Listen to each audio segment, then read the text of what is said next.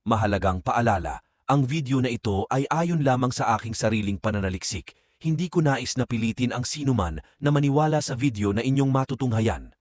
Kung hindi kayo kumbinsido sa mga impormasyon at taliwas ang inyong paniniwala sa kaalamang aking ilalahad, maaari po kayong gumawa ng sarili ninyong pagsisiyasat para sa inyong kakuntintuhan.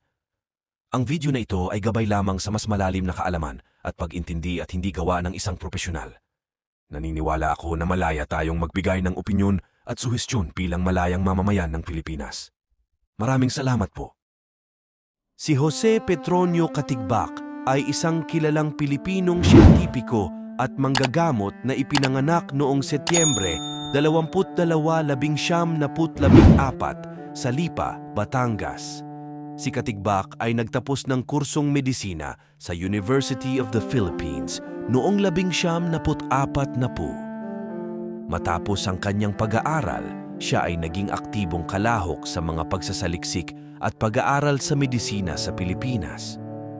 Bilang isang manggagamot, si Katigbak ay naging espesyalista sa neurologiya at neurosurgery. Siya ang unang Pilipinong nagnakaw ng isang operasyong tumutulong sa pagtanggal ng tumor sa utak.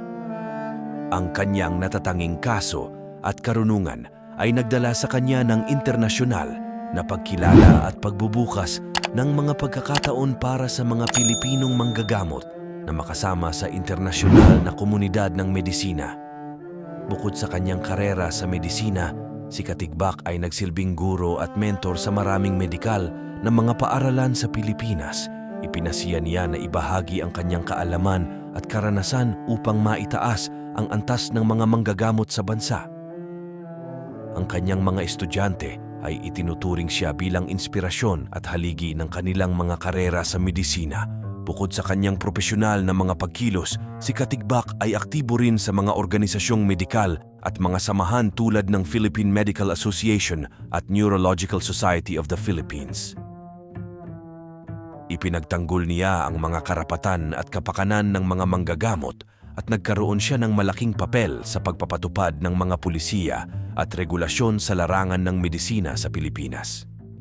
Ang kanyang natatanging kontribusyon at natatanging karera sa medisina ay nagdulot ng malaking impluwensya sa larangan ng neurologiya at neurosurgery sa Pilipinas.